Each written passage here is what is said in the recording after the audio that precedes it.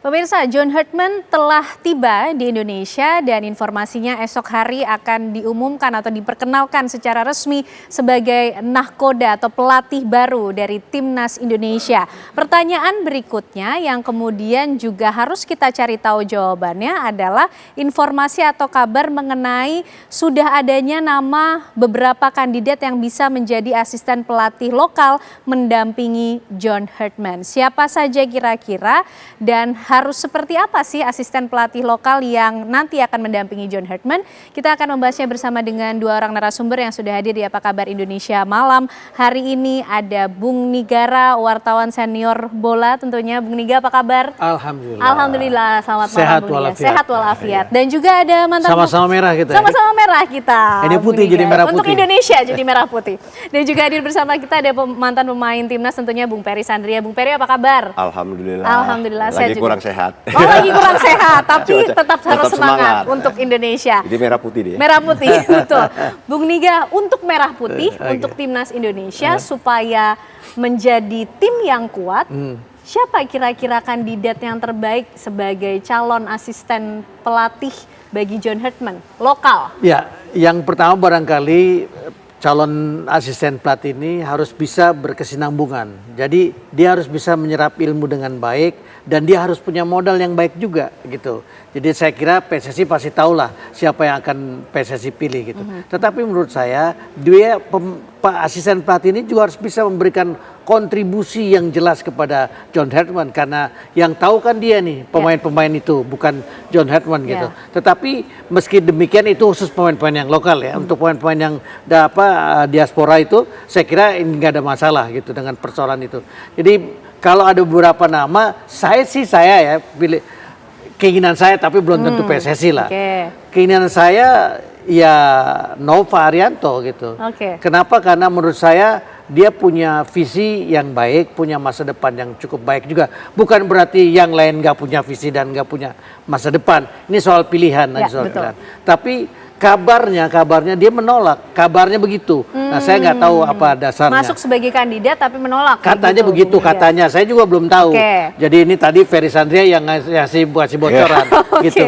Jadi dikata sayang kalau dia menolak gitu. Jadi saya kira ini ada kesempatan dia untuk menimba ilmu. Karena John Hartman ini pelatih yang sudah punya udah jelas gitu loh. Dia bisa bawa track recordnya jelas, bawa Kanada ke Piala Dunia, bawa Selandia Baru ke Olimpiade, yang wanita meskipun wanita ya, tapi di Kanada yang putra juga. Jadi saya kira ilmu yang dimiliki oleh John Hartman ini cukup tinggi gitu. Karena kemudian yang diminta kan juga harus ada transfer knowledge. Iya betul. Transfer knowledge ini penting gitu loh. Jadi kesempatan ini harusnya dimanfaatkan oleh siapapun di antara 5 kandidat yang ada sekarang ini. 5 kandidat ini siapa saja, Ji? Bung Niga meskipun kita sudah tahu, nanti biar Bung Peri yang jawab ya. Oke, nah Bung Peri kalau gitu yang jawab nih informasi-informasi yang beredar di dunia sepak bola Indonesia nih. Saya rasa yang dikatakan Bang Niagara itu benar ya. Adanya kesempatan kita untuk mencari ilmu itu kapan lagi gitu loh. Jadi jangan kita sia-siakan. Dan kita juga bisa melihat pelatih ini John Hartman adalah pelatih yang punya kualitas gitu. Di sini juga untuk pelatih lokal memang ada beberapa kandidat, ada 5 pemain ya. Tapi yang satu saya lupa itu Bang Niagara. Nggak apa-apa. Yang pertama di sini ya kandidat dari untuk lokalnya ya. Di sini ada Nova Arianto, ada Kurniawan Dwilianto, ada Ricardo Salampesi sama Zulkifli. Zulkifli Syukur. Ya kalau kita lihat track recordnya mereka juga bagus. Dia punya prestasi waktu dalam dia sebagai pemain dia punya prestasi dan sebagai pelatih juga dia punya prestasi. Contohnya Nova dia bawa U17 dan U20. Dia punya prestasi. Begitu juga dengan Kurniawan, dengan komonya dia kemarin kan bisa ke naik kasta kan gitu. Saya rasa kesempatan yang ada untuk pelatih-pelatih menjadi asisten John Hartman ini jangan disia-siakan gitu loh. Sayang gitu loh. Ini kan buat masa depan nanti. Betul. Bung Niga, ini kalau Ken mengutip apa yang disampaikan Pak Sumarji, PSSI menyatakan masih menggodok ya sejumlah nama. Belum valid lah nama-nama yang beredar tadi. Tapi yang penting harus memiliki visi modern. Mengartikan visi modern ini gimana Bung Niga? Atau standar seperti apa sih yang sebetulnya dibutuhkan timnas? Kan gini. Kalau di era saya, era dia ini mungkin masih masih sepak bola kuno lah ya. Sekarang ini kan sepak bola udah begitu modern gitu ya. Gen Z lah nih sekarang sepak bolanya gitu. Jadi saya kira apa yang disampaikan Mas Marji ini benar gitu loh. Jangan sampai pelatih ini nggak bisa ngikutin apa perkembangan sepak bola yang ke depan yang sudah berbeda ini dari sepak bola tahun 80 90 80-an gitu.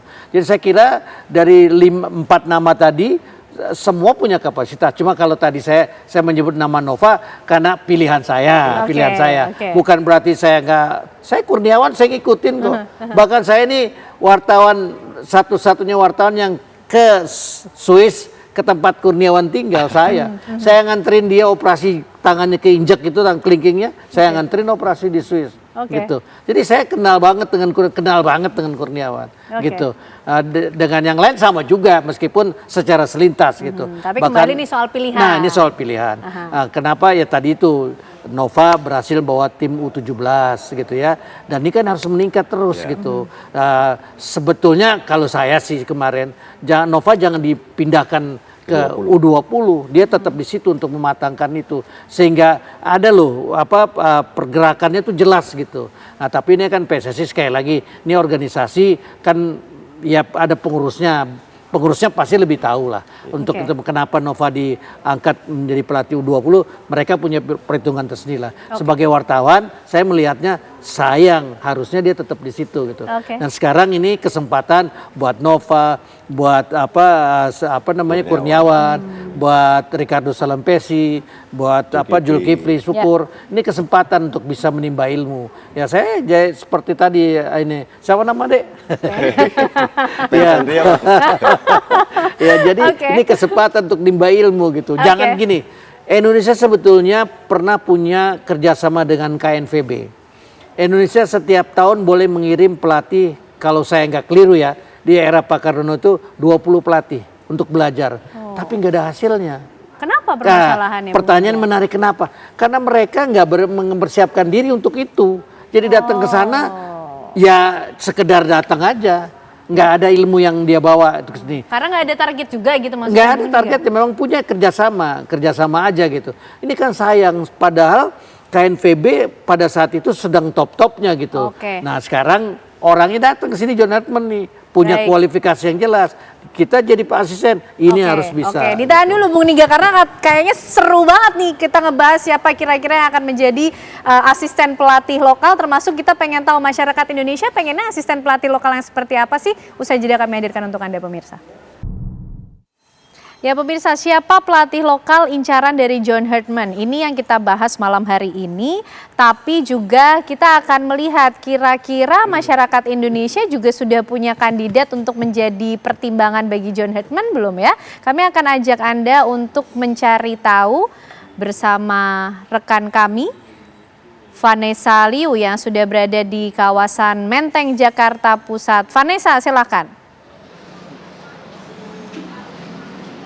Ya, selamat malam Ken, Ana, dan juga pemirsa. Beberapa waktu lalu kita sudah mendengar kabar bahwa John Hartman akan menjadi pelatih timnas yang baru, dan dari informasi yang beredar besok John Hartman akan dikenalkan secara resmi ke hadapan publik oleh PSSI. Namun kita akan dengarkan bagaimana pendapat masyarakat mengenai kabar ini. Saat ini kami sudah bersama dengan Mas Faris dan juga Mas Fawas. Kita ke Mas Faris terlebih dahulu. Halo, selamat malam Mas Faris. Malam Mbak. Oke Mas, katanya besok pelatih timnas yang baru akan diperkenalkan ke publik yaitu John Hartman. Kira-kira gimana nih Mas pendapatnya tentang kabar ini? Ya kita sih semoga ya kedepannya membawa api semangat buat timnas kita sendiri. Ya itu gitu. Tapi menurut Mas sendiri kira-kira apa sih tantangannya untuk melatih timnas ini?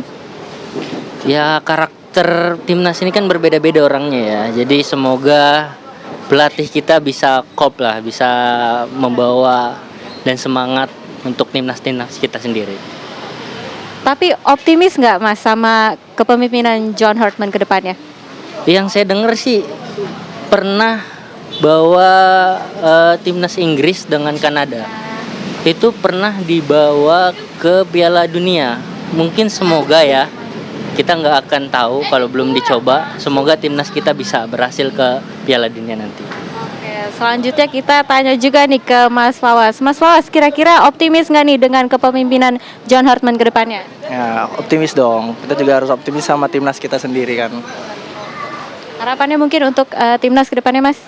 Untuk harapannya semoga hal ini bisa buat menjadi wajah baru serta semangat baru buat timnas kita dan membawa timnas Indonesia ke Piala Dunia. Mungkin Mas kira-kira bisa nggak memprediksi kira-kira calon asisten pelatih yang cocok juga untuk John Hartman ini kira-kira siapa ya? Aduh, saya juga belum tahu nih, belum ada isu-isu. Belum tahu saya. Terima kasih Mas. Ya demikian pemirsa dari masyarakat mengenai John Hartman. Kita akan nantikan bagaimana pengenalan John Hartman ke publik besok. Kami kembalikan kepada Anda di studio, Ken Ane. Baik, terima kasih Vanessa. Wah, nampaknya tadi mas-masnya harus diajak ngopi bareng Bung Peri biar tahu isu-isunya kira-kira siapa nama asisten pelatih yang akan menjadi kandidat dipilih oleh John Hartman. Tapi Bung Peri, sebagai pemain timnas sendiri, melihat sejauh mana sih kontribusi, signifikansi dipilihnya asisten pelatih lokal yang akan mendampingi pelatih utama? Yang pasti dia harus punya loyalitas tinggi kepada tim. Ya, dia juga harus kuat dan harus berani mengambil keputusan juga. Dan dia juga harus bisa bekerja sama dengan pelatih kepala. Dan harus bisa juga komunikasinya lebih ini Bang ya, lebih apa namanya? Lebih terbuka gitu loh. Yang selama ini kalau saya lihat di asisten-asisten lokal ini yang ada untuk komunikasi itu tidak terbuka. Jadi mau ngomong tuh takut-takut gitu loh. Ya kalau emang ada kesalahan apa-apa kita harus ngomong aja. Dan sebagai asisten itu juga dia harus punya komitmen juga Bang ya. Harus punya komitmen. Gitu. Oke, baik. Bung Niga melihat mengenai hal ini, apa sih kira-kira faktor yang harus dimiliki seorang asisten pelatih lokal sehingga bisa melengkapi kehadiran dari pelatih utama yang asalnya dari luar? Oke, yang pertama tentu dia harus memiliki pengetahuan tentang sepak bola Indonesia itu sendiri. Karena John Hartman ini butuh masukan. Dan masukan teknis, bukan non teknis gitu. Nah yang tahu ini kan dia nih orang lokal gitu loh. Di samping yang diaspora tadi ya. Tapi yang lokal ini kan John Hartman yang pertama dia pingin menggunakan pemain-pemain lokal lebih banyak dari pemain diaspora. Itu juga sesuatu yang menurut saya perlu diapresiasi gitu ya, disupport gitu. Kemudian dia butuh pengetahuan tentang sepak bola Indonesia secara mendalam gitu. Nah, dengan posisi seperti itu yang bisa memberi masukan ya asisten pelatih. Tapi itu tadi, berani nggak dia ngomong? Bukan soal bahasa ya, ini nomor 2 lah soal bahasa. Cara komunikasinya? Iya, bukan cuma itu. Dia berani nggak dia ngomongin, ini loh si ini begini gitu. Nah itu keterbukaan itu penting supaya John Hartman waktu memilih nggak keliru. Kan ada pemain yang secara teknis ini bagus tapi mentalnya nggak bagus. Betul. Gitu. Nah di masa lalu ada pemain yang di lapangan bagus, mentalnya nggak bagus tapi dia nggak terganggu.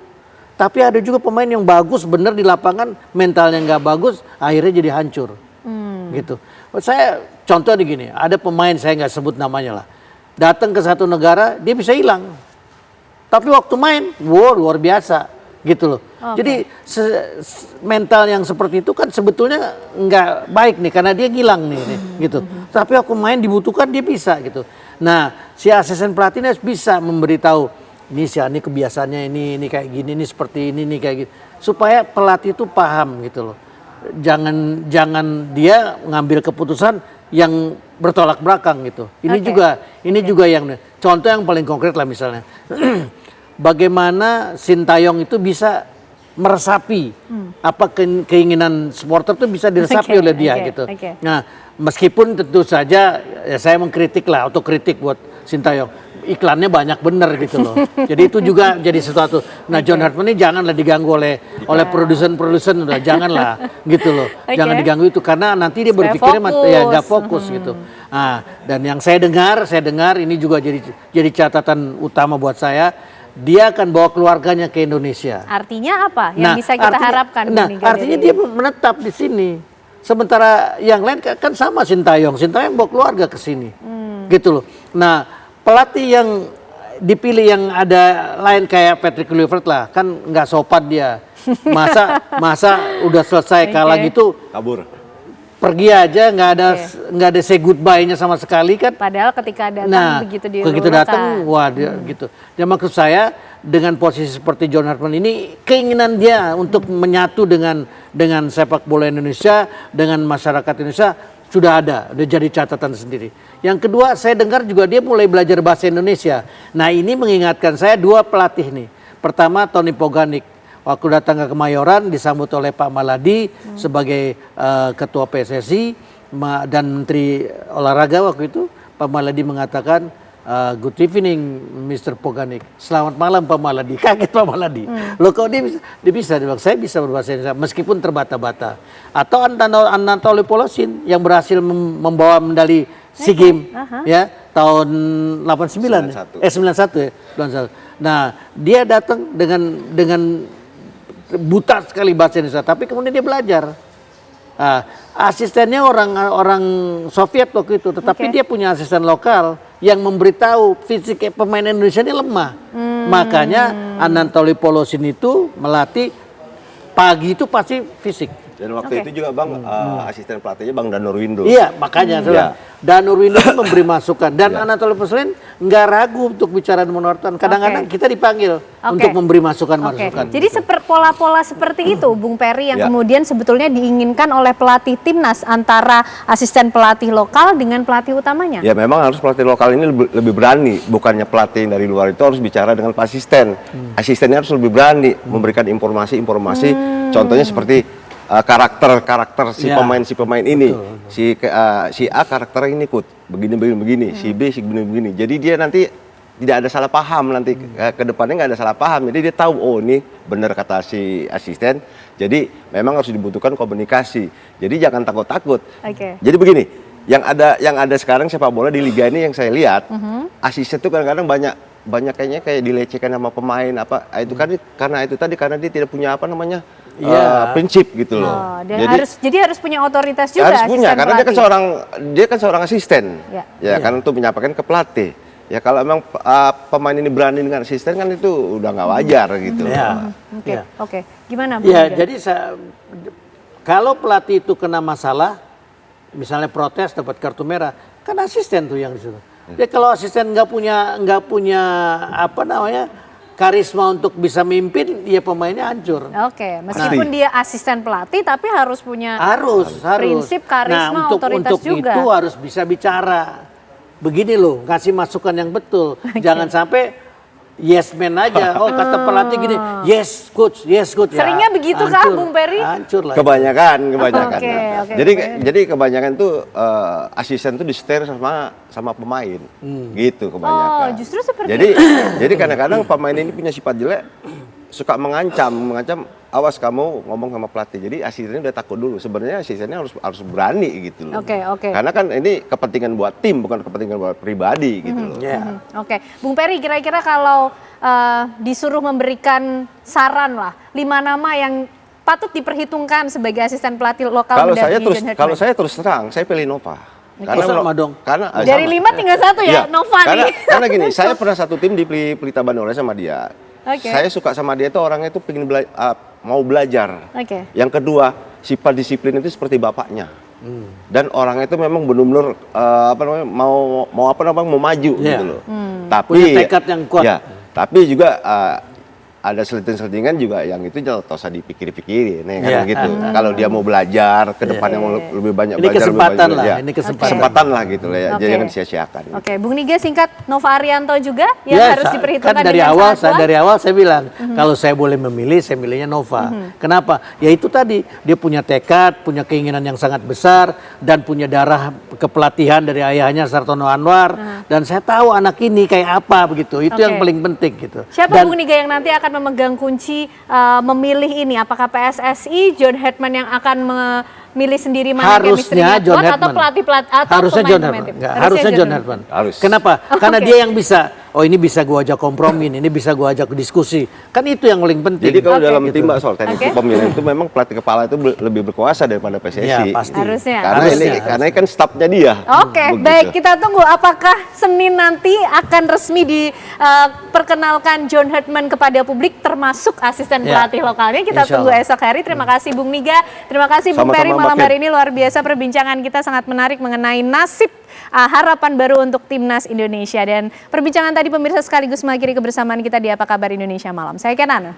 Dan saya Vena Kintan, pemirsa mewakili kru yang bertugas pamit undur diri. Sesaat lagi Anda dapat menyaksikan program Kabar Utama bersama dengan Haidar Fasyal. Terima kasih atas kebersamaan Anda pemirsa. Sampai jumpa.